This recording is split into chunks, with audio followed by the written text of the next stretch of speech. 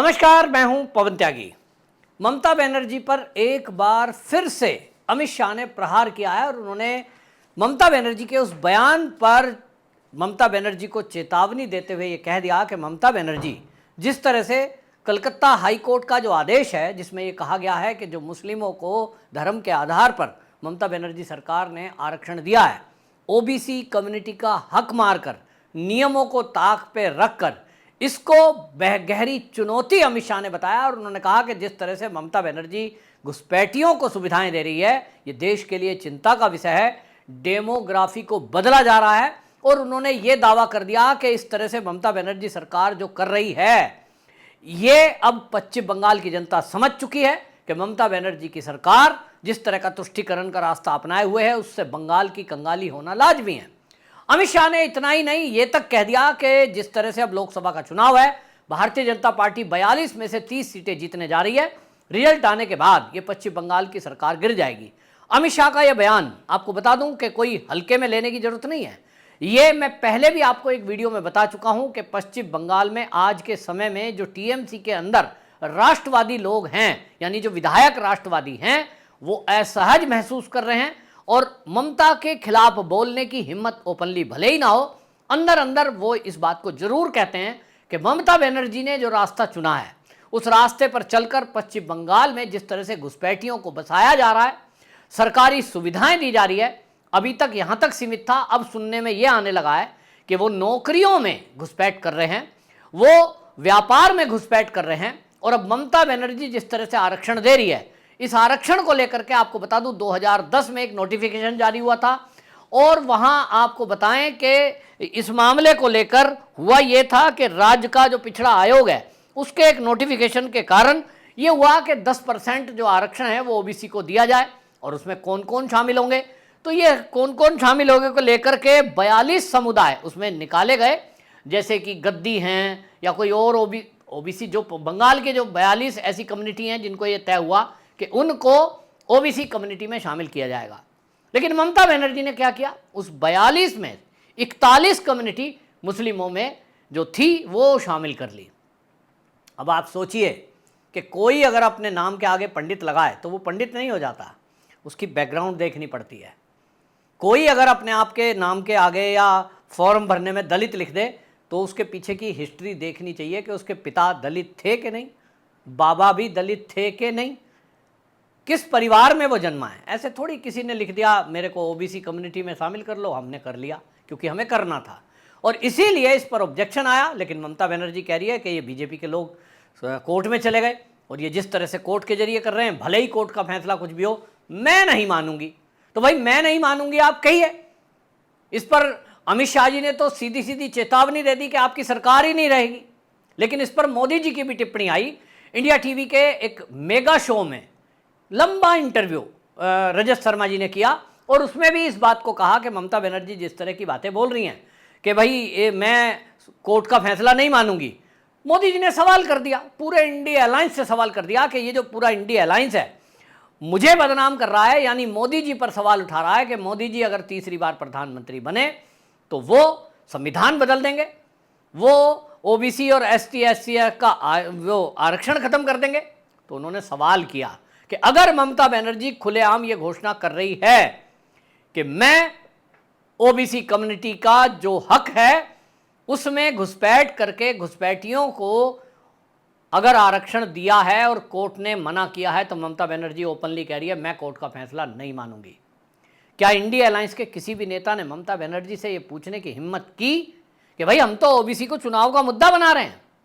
राहुल गांधी कहता नहीं थकता, आज के 1-2 साल उसको लगातार कहते हो गया, चाहे भारत जोड़ो यात्रा निकाली थी उसने, उस समय भी और उस समय से लेकर अभी तक हर रैली में ओबीसी कितने हैं, ओबीसी सरकार में कितने हैं, ओबीसी सचिव कितने हैं, मैं सिस्टम करते हुए वो बलाब बता रहे हैं। लेकिन ओबीसी के खिलाफ जो षड्यंत्र रचे जा रहे हैं, ओबीसी कम्युनिटी का हक मारकर मुसलमानों को आरक्षण देने के मुद्दे पर, चाहे वो कर्नाटक की सरकार हो और चाहे पश्चिम बंगाल की, जब ये फैसले कर रहे हैं सब मौन है, क्योंकि सबको लगता है हिंदू मूर्ख है, हिंदू तो इनको वोट देगा ही, जाति में बटा हुआ हिंदू इनको वोट देगा।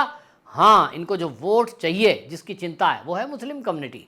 इस पर मोदी जी ने प्रहार किया मोदी जी ने कहा देखिए ये मुस्लिम जो करते हैं, 65 साल सत्ता में रहे, उन्होंने सवाल कर दिया कि कांग्रेस की सरकार थी, वो बताएं कि उन्होंने कितने मुस्लिम बच्चों को पढ़ाई में मदद की, कितने मुसलमानों को उन्होंने मकान दिए, कितने मुसलमानों को सरकारी नौकरियां दे दी। सवाल तो है। और वो कहते हैं कि हमारी सरकार आई तो हमारी हर योजना का लाभ हर किसी को मिला है, सबका साथ सबका विकास। और इस सवाल के साथ पश्चिम बंगाल के लोगों को ये विचार करना होगा कि आखिरकार अब वो वोट किसको देने जा रहे हैं। सोचिए 42 में से भारतीय जनता पार्टी खुद मान रही है कि हमारी 30 सीटें आएंगी, और 30 नहीं आएंगी, 22 भी हो सकती हैं, 25 भी हो सकती हैं, 27 भी हो सकती हैं। लेकिन ये जो मान लीजिए 25 आती है, तो जो बाकी की सीटें टीएमसी के पास आ रही हैं, सोचिए वो कौन लोग हैं जो ममता बनर्जी को इस हालात के बाद भी वोट दे रहे हैं। शिक्षा भर्ती घोटाला वहां हो गया है, वहां पर इतने बड़े बड़े कांड हो गए कि वहां घुसपैठियों ने जनता को परेशान किया हुआ है। लेकिन ये कौन जनता है? इसका मतलब पश्चिम बंगाल के लोगों में अभी भी ये सब विचार नहीं है कि उनका भविष्य कैसा होने वाला है। और इसलिए भारतीय जनता पार्टी इस बार जो चुनाव लड़ रही है उसमें घुसपैठ एक बड़ा मुद्दा है। और ऐसे में ममता बनर्जी, इसको बीजेपी का कोर्ट का फैसला कुछ भी कह दे तो आप सोचो जो इनके हित में आ जाए वो तो इनका फैसला ठीक है, बाकी ये कोर्ट को मानेंगे नहीं। और इसीलिए मोदी जी ने भी कहा कि ये वो लोग हैं, आप सोचिए, संविधान नहीं मानते, देश का कानून नहीं मानते, और आज देश की कोर्ट के फैसले को भी नहीं मानते। क्या कोर्ट के फैसले भी सरकार को देखकर होते हैं? सरकार के इर्द गिर्द घूमते हैं? क्या उसका सरकार से कोई लेना देना है? उत्तर तो है ना। तब फिर राजनीति में कोर्ट को क्यों घसीटना? लेकिन ममता बनर्जी इसलिए ऐसा कर रही हैं क्योंकि अभी वहाँ इलेक्शन है, कुछ सीटों पर वोट बाकी है, और इनको लगता है प्रधानमंत्री बनने का मौका आ रहा है। ये मुसलमानों को खुश करके, घुसपैठियों को खुश करके उनको एक मुश्त वोट मिल जाएगी। और देखिए वहाँ है कौन? बीजेपी के आगे कांग्रेस तो वहाँ है नहीं, कम्युनिस्ट कहीं है नहीं, तो फाइट सीधा सीधा किस में है? टीएमसी और बीजेपी में। तो ममता बनर्जी अगर ये ना भी करे तो क्या मुसलमान बीजेपी को वोट देगा? पश्चिम बंगाल का मुसलमान तो नहीं देगा।